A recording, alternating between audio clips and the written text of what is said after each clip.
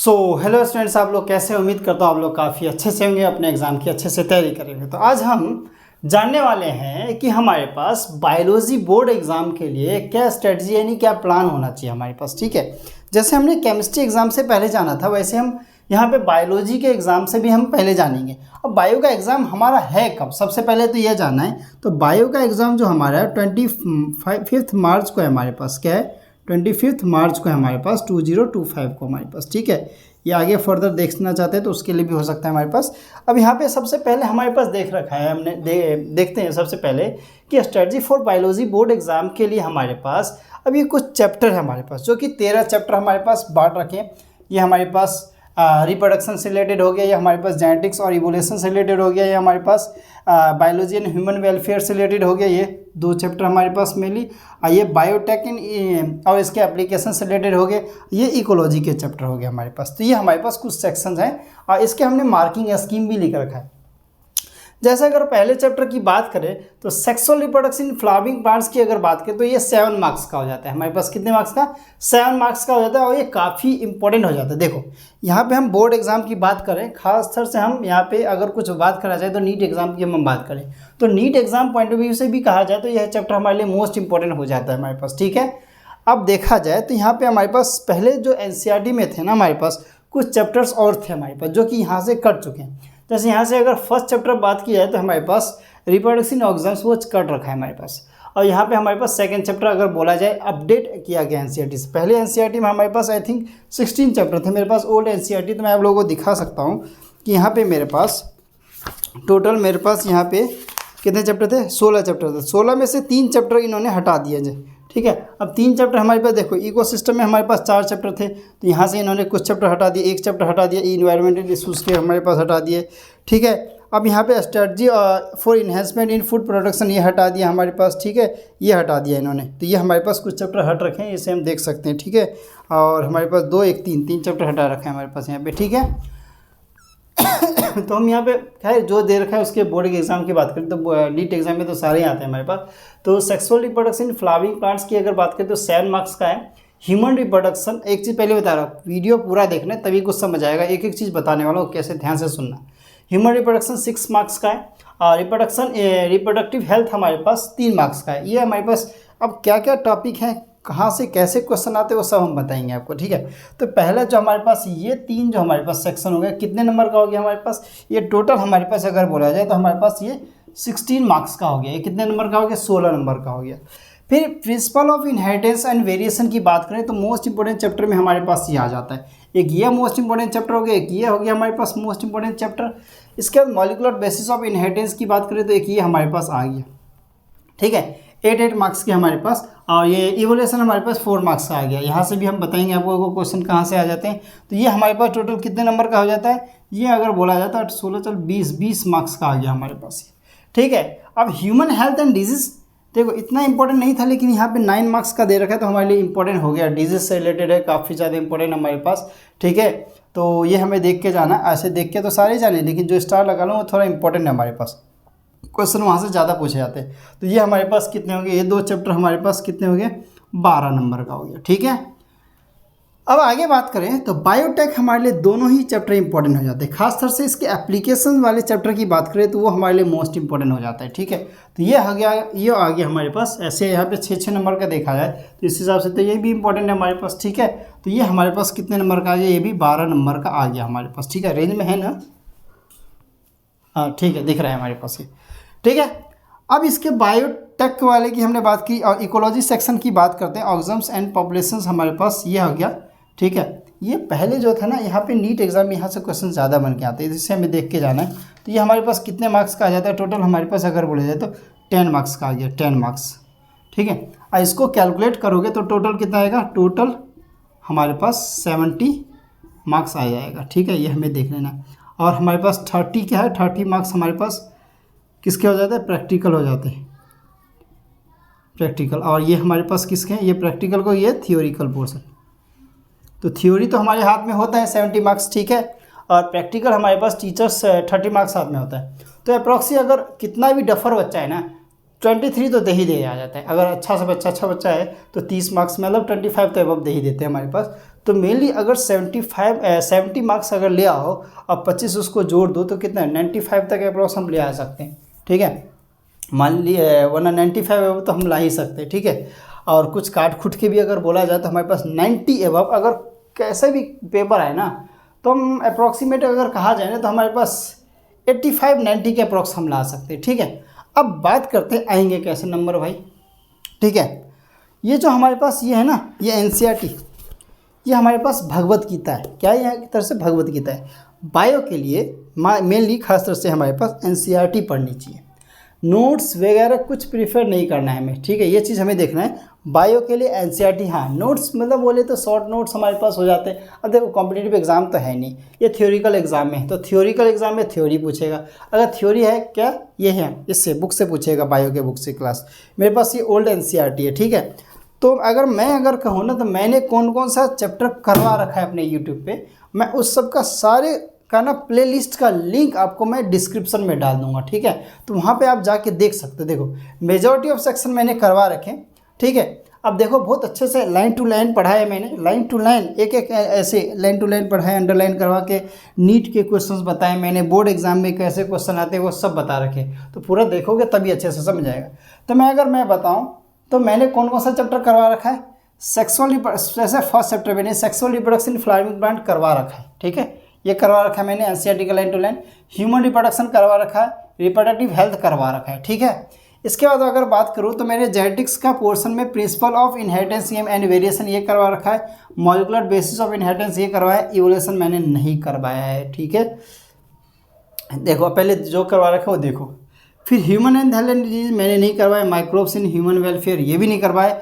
Biotech मैंने बहुत अच्छे से करवा रखे हैं, दोनों का दोनों, ठीक है। इसके बाद अगर आए तो हमें इकोलॉजी वाले सेक्शन से भी मैंने नहीं कराया। तो कितने चैप्टर हो गए, 1 2 और 3 4 5 6 7 अगर 13 में से मैंने 7 चैप्टर तो मैंने करवा दिए हैं, ठीक है। मतलब 16 नंबर का मैंने कंप्लीट करवा दिया और 16 और ये 12 नंबर का मैंने कंप्लीट करवाया है। और यहाँ पे ये हमारे पास 16 16 16 32 हमारे 32 33 34 मतलब 44 मार्क्स का एटलीस्ट मैंने टोटल करवा दिया। अगर बोला जाए तो हमारे पास, ठीक है।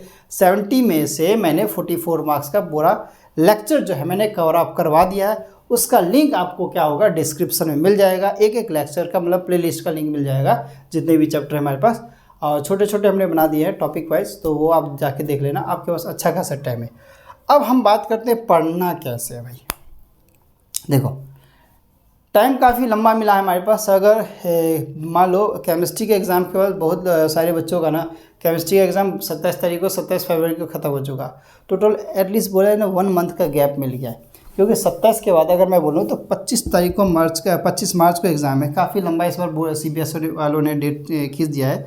और मैथ किसी बात हमारे पास क्या होता है, किसी के पास दिए देखो PCBM होता है, किसी का PCB होता है, ठीक है। तो अब जिसका मैथ का एग्ज़ाम है वो तो 8 मार्च को देने के बाद फ्री होके बायो को पढ़ेगा। जिसके पास नहीं है मैथ वो तो बायो पढ़ रहा होगा, ठीक है।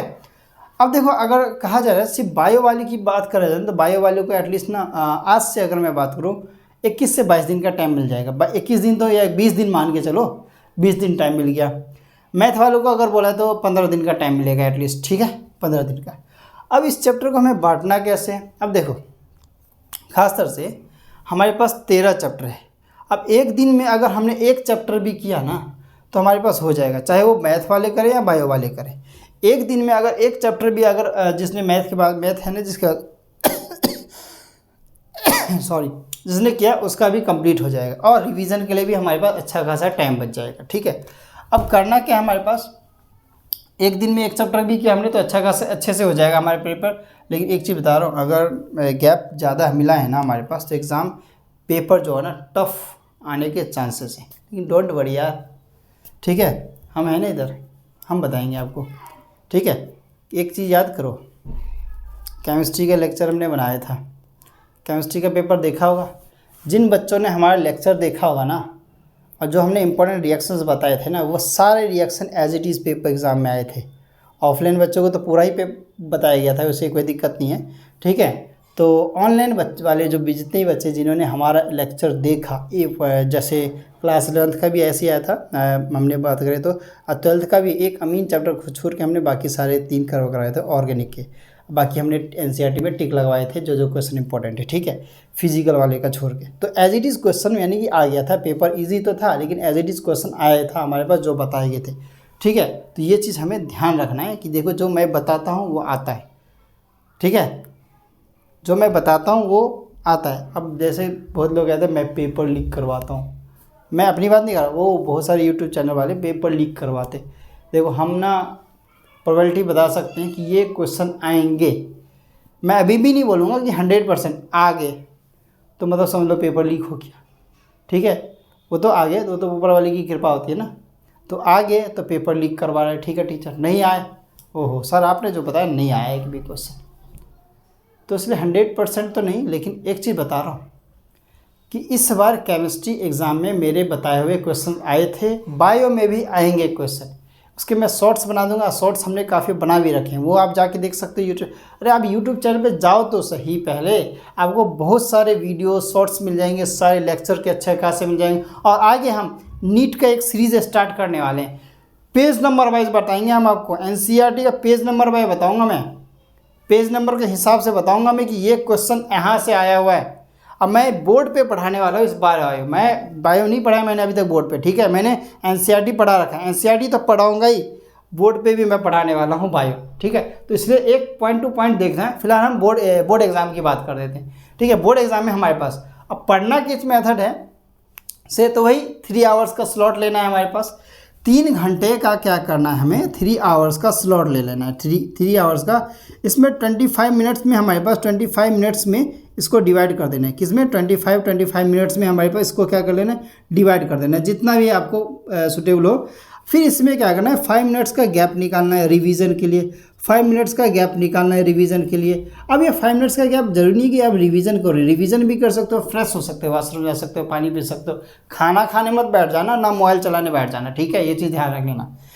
अब 25 मिनट्स का स्लॉट 3 आवर का कंप्लीट होते ही आपको 30 मिनट्स का क्या करना है, 30 मिनट का ब्रेक लेना है। 30 मिनट का ब्रेक लेके आपको जो भी नाश्ता वास्ता करना, आपको खाना खाना हो, ठीक है, अच्छे से थोड़ा घूम फिर सकते हो, मोबाइल चलाने मत बैठ जाना, पहले बता रहा हूँ, मोबाइल चलाने बैठोगे स्क्रॉल करोगे ऐसे ऐसे ऐसे ऐसे, अब कब टाइम बीतेगा भाई पता नहीं चलेगा, इसलिए बता रहा हूँ मोबाइल नहीं चलाना गलती से भी। तो इस मेथड से हमें पढ़ना है, ठीक है। चैप्टर्स हमने करवा दिए, उसके लिंक आपको लेक्चर के लिंक मिल जाएंगे नीचे आपको। और एनसीईआरटी हमें पढ़ना है, यही हमारे लिए भगवद गीता है। मैं आपको लेक्चर अगर दिखाना चाहूँ ना दिखा भी देता हूँ, ठीक है, 1 मिनट रुक जाओ, मैं दिखा देता हूँ मोबाइल में आपको निकाल के। देखो ये हमारा यूट्यूब चैनल है, इसमें जाओगे आप, इसमें जाते ही आपको प्लेलिस्ट वाले सेक्शन में जाओगे, सबसे नीचे चले जाना आप, सबसे नीचे चले जाओगे, रिप्रोडक्टिव हेल्थ दिखेगा। फिर इसके बाद यहाँ पे रिप्रोडक्टिव हेल्थ में हमारे पास इसके बाद ह्यूमन रिप्रोडक्शन दिख जाएगा। ह्यूमन रिप्रोडक्शन के बाद अगर देखा जाए तो प्रिंसिपल ऑफ इनहेरिटेंस वेरिएशन दिख जाएगा। इसके बाद हमारे पास यहाँ पे जाओगे तो रिप्रोडक्शन इन ऑर्गेनिज्म्स हमारे पास है, ये तो नहीं देखना। Reproduction sexual reproduction flowering plants पहला चैप्टर वो मिल जाएगा। और इसके बाद आगे तो मॉलिकुलर बेसिस ऑफ इनहेरिटेंस मिल जाएगा, प्रिंसिपल ऑफ बायोटेक मिल जाएगा, ठीक है। और इसके बाद आगे बायोटेक्नोलॉजी का इंट्रोडक्शन मिल जाएगा हमारे पास, वो एप्लीकेशन वाले चैप्टर है वो मिल जाएंगे आपको, ठीक है। ये हमारे पास कुछ लेक्चर हो रखे हैं और केमिस्ट्री के भी इंक्लूडेड थे। तो फिलहाल तो आपको बायो का देखना है, ठीक है। तो ये चीज़ हमें ध्यान रख लेना है, ठीक है। और सारे जो प्लेलिस्ट है आपको डिस्क्रिप्शन में मिल जाएंगे, वहाँ पे आप जाके देख सकते हो, बाकी यूट्यूब चैनल पे देकर जाके देख लेना। और एक चीज़ बता रहा हूँ मैं ना, मोस्ट इंपॉर्टेंट क्वेश्चंस के जो सीट्स है ना, सीट मेली जैसे सैम्पल पेपर समझ लो या सीट समझ लो, वो मैं ना टेलीग्राम लिंक पे या फेसबुक पे हमारे जो है ना फॉलो पेज है उस पर फॉलो कर देना। किस नाम से, वही टारगेट इजूटाइमी ऑफिशियल के नाम से, टेलीग्राम पे भी है और इस पर भी है। नहीं फॉलो किया ना अभी तक तो वो लिंक मिल जाएगा, उसका भी डिस्क्रिप्शन में, फेसबुक व्हाट्सअप वाले का भी मिल जाएगा, ठीक है, और उसका भी मिल जाएगा टेलीग्राम का भी, दोनों का। तो वहाँ जाके आप फॉलो कर लो, ठीक है। या हमारे अबाउट सेक्शन में जाके, या आप सर्च भी मारोगे ना टेलीग्राम पे टारगेट इजूटाइमी ऑफिशियल, वो मिल जाएगा आपको, या व्हाट्सएप में भी सर्च मारोगे तो वहाँ भी मिल जाएगा। तो फॉलो कर लो, वहाँ पे मैं ये सीट भेजने वाला हूँ और सारे लेक्चर्स के लिंक वहाँ पे सेंड किए जाते हैं, अप टू डेट किए जाते हैं। तो अगर आप पीछे नहीं रहना चाहते हो, हर एक चीज़ टाइम टू टाइम आपको चाहते हो मिले, नीट एग्ज़ाम के भी और बोर्ड एग्ज़ाम के भी, तो आपको उसको फॉलो कर लेना है। और CUT एग्ज़ाम की भी हम करवाने वाले हैं, ठीक है। तो सबसे पहले होगा क्या हमारे पास, पहले होगा नीट एग्ज़ाम, फिर होगा CUT एग्ज़ाम, उससे पहले बोर्ड एग्ज़ाम, ठीक है। तो हम पहले बोर्ड एग्ज़ाम की बात करें तो ये हमारे पास कवर हो जाते हैं। और आपको एक दिन, अगर एक दिन में एक चैप्टर भी करोगे तो कोई दिक्कत नहीं होगा, आप कर लोगे। रिवीजन का अच्छा खासा टाइम होगा। हम इंपॉर्टेंट आपको बताने वाले हैं शॉर्ट्स के फॉर्म में, या जैसे भी जो हमसे होगा हम बताएंगे, ठीक, बताएंगे आपको। देखो हम लेक्चर, मैं ना मेनली लेक्चर नहीं बना पाता हूँ क्योंकि मेरी ऑफलाइन की क्लासेस ज़्यादा होती है। अगर इसी लेक्चर की बात करूँ ना, ये वीडियो जो बना रहा हूँ आप लोगों के लिए, रात में बना रहा हूँ, ठीक है। तो इसलिए हम बता रहा हूँ कि हमारे यूट्यूब पे जितना भी पोर्शन है ना, आप वो जाके देखो। फिर भी कोई दिक्कत परेशानी है तो आप हमें कमेंट सेक्शन में कमेंट करो, ठीक है। कमेंट करके ये बताओ कि आप लोगों को लेक्चर कैसा लगा, वीडियो कैसे लगे, कौन सा चैप्टर का आप आगे लेक्चर चाहते हो, ठीक है। कोई दिक्कत परेशानी, कोई भी दुविधा है तो आप हमें बता सकते हो। आप हमें ईमेल भी कर सकते हो, टेलीग्राम पे मैसेज भेज सकते हो, व्हाट्सएप पे मैसेज भेज सकते हो। ये आपको मैंने फैसिलिटी प्रोवाइड करवा दिया, ठीक है। तो आप एक बता रहा हूँ, मेरे बताए हुए क्वेश्चन आते हैं तो मेरे क्या करना है, इसलिए कह रहा हूँ फॉलो कर लो, फ़ायदे में रहोगे। मैं बता रहा हूँ गारंटी के साथ, ठीक है। गारंटी वारंटी जो भी समझ लो, तुम्हारी इच्छा है।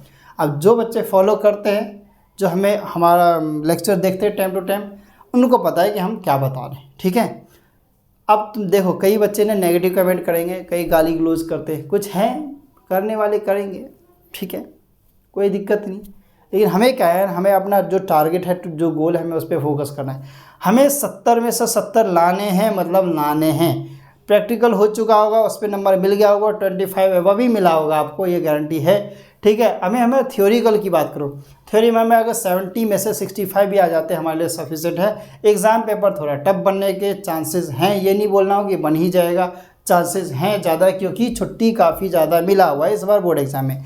और हमें पढ़ना क्या है, NCERT पढ़ना है, NCERT का लाइन टू लाइन पढ़ना है। हमें एक चीज़ ध्यान रखना है, ठीक है। मेरे पास ओल्ड NCERT है, तो NCERT का लाइन टू लाइन हमें पढ़ना है, ये चीज़ ध्यान रखना है, ठीक है।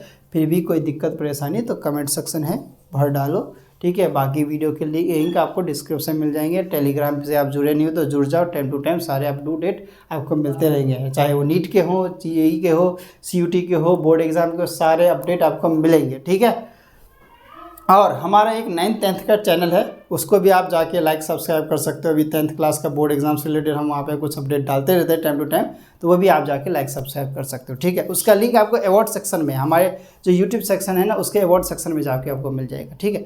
फिलहाल हम इस वीडियो को यहीं पर समाप्त करते हैं। और आपको क्या करना है, अच्छे से पढ़ाई करना है, NCERT का लाइन टू लाइन पढ़ना है, ठीक है। फिर हम मिलते हैं किसी नए लेक्चर के साथ, तब तक के लिए thank you and good bye.